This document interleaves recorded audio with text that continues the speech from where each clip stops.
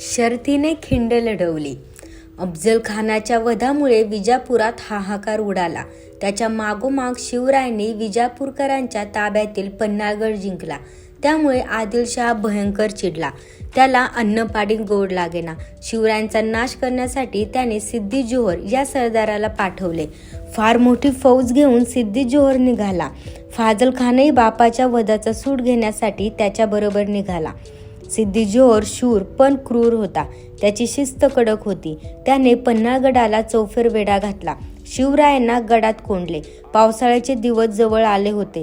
पावसाळा सुरू झाला की सिद्दी जोहर वेढा उठविल असे शिवरायांना वाटले, पण पाऊस सुरूच होता. त्याने वेढा अधिकच कडक केला. गडावरची शिदोरी संपत आली. आता काय करावे? शक्तीचे काम नाही, तेव्हा युक्तीने सुटका करून घेण्याचे शिवरायांनी ठरवले.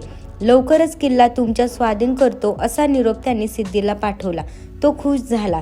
त्याने ते कबूल केले. वेड्याच्या कामाने सिद्धीचे सैनिक कंटाळले होते.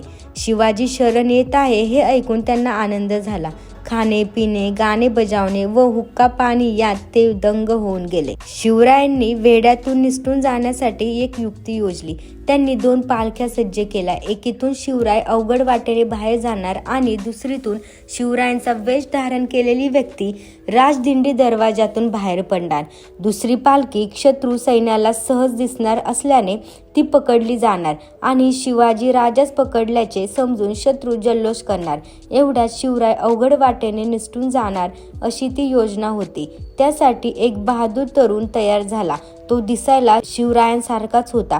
त्याचे नाव होते शिवा काशीद.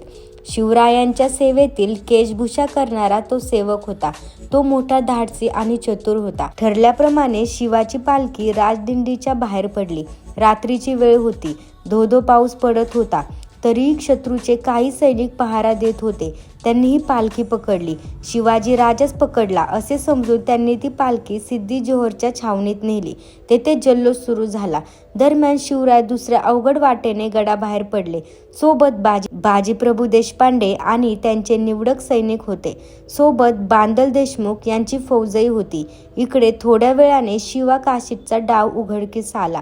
तेव्हा सिद्धीने संतापून त्याला तात्काळ ठार केले. शिवरायांसाठी, स्वराज्यासाठी शिवा काशीदने आत्मबलिदान केले. तो अमर झाला. शिवराय हातावर तुरी देऊन निसटल्याचे लक्षात येताच सिद्दी चवताळून गेला. त्याने तातडीने सिद्दी मसूद या आपल्या सरदाराला मोठ्या फौजेनिशी शिवरायांचा पाठलाग करण्यास पाठवले. पाठलाग चालू झाला. दिवस उजाडल्यावर त्यांनी शिवरायांना पांढरी पाणी ओढ्यावर घातले. शिवराय पेचात पडले. त्यांनी कशीबशी घोडखिंड ओलांडली. चवताळलेल्या सिद्धीचे सैनिक जोराने खिंडीकडे दौडत येत होते. शिवरायांना वाटले आता विशाळगड गाठणे कठीण.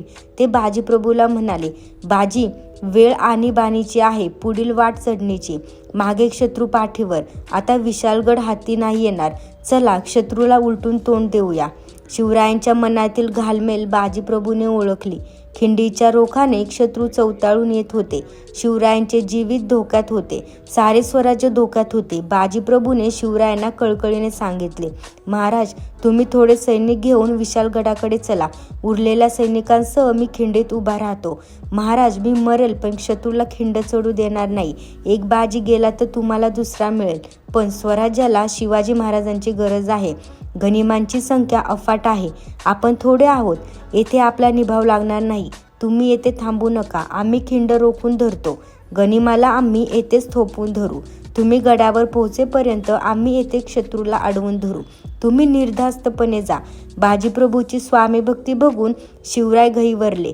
बाजीसारखा मोहरा इरेला घालणे त्यांच्या जीवावर आले होते, पण त्यांना स्वराज्याचे ध्येय गाठायचे होते.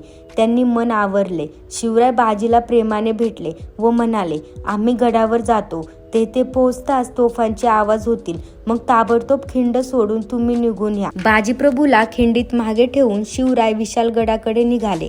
बाजीने शिवरायांच्या पाठमोऱ्या मूर्तीला लवून मुजरा केला. मग त्याने आपल्या हातात समशेर घेतली आणि तो खिंडीच्या तोंडाशी उभा राहिला. त्याने मावळ्यांच्या तुकड्या पाडल्या. त्यांना जागा नेमून दिला. मावळ्यांनी दगड गोटे जमा केले आणि ते आपापल्या जागी तयारीने उभे राहिले. खिंडीच्या तोंडावर मावळ्यांची पोलादी फळी तयार झाली. इतक्यात शत्रूच्या युद्धगर्जना ऐकू आल्या.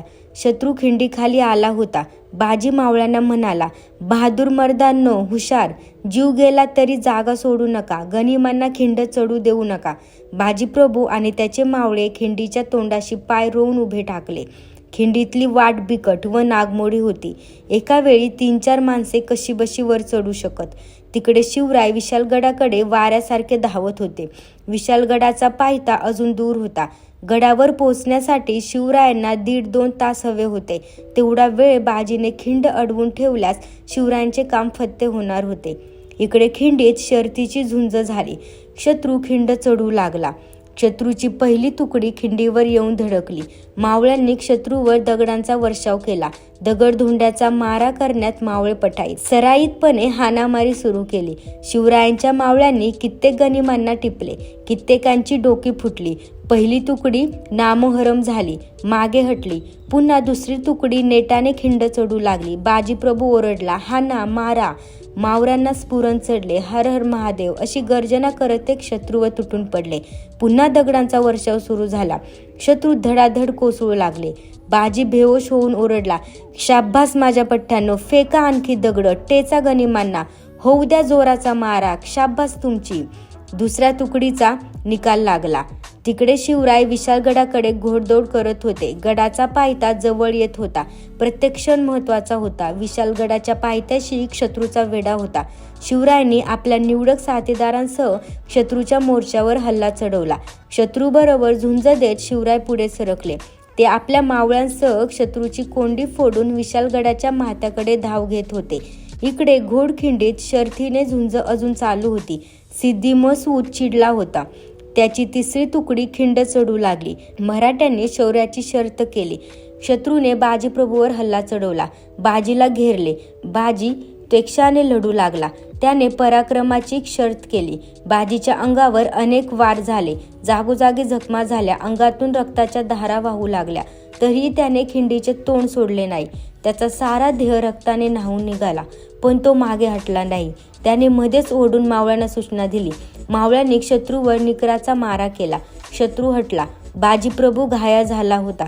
तरीही मावळ्यांनी झुंज चालू ठेवण्यास तो बजावत होता. त्याचे सारे लक्ष तोफांच्या आवाजाकडे होते. एवढ्यात तोफेचा आवाज कडाडला. तोफांचे आवाज धारातीर्थी कोसळलेल्या बाजीच्या कानी पडले. महाराज गडावर पोहोचले. मी माझी चाकरी बजावली. आता मी सुखाने मरतो, असे म्हणून त्या स्वामी भक्त बाजीप्रभूने प्राण सोडला.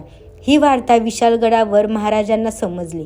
तेव्हा त्यांना मोठे दुःख झाले आणि ते म्हणाले, बाजीप्रभू देशपांडे स्वराज्यासाठी धारातीर्थी पडले. बांधलांच्या लोकांनी युद्धाची शर्त केली. बाजीप्रभूसारखे देशभक्त होते म्हणून स्वराज्याचे पाऊल पुढे पडले. त्या स्वामिनिष्ठांच्या रक्ताने घोडखिंड पावन झाली. पावनखिंड या नावानेच इतिहासात ती अमर झाली. आणि हा आठवडा आपण शिवाजी महाराज वीक म्हणजे शिवराय वीक म्हणून साजरा करणार आहोत. त्यामुळे शिवाजी महाराजांचे असे वेगवेगळे पराक्रम पाहण्यासाठी चॅनेलला नक्की सबस्क्राईब करा.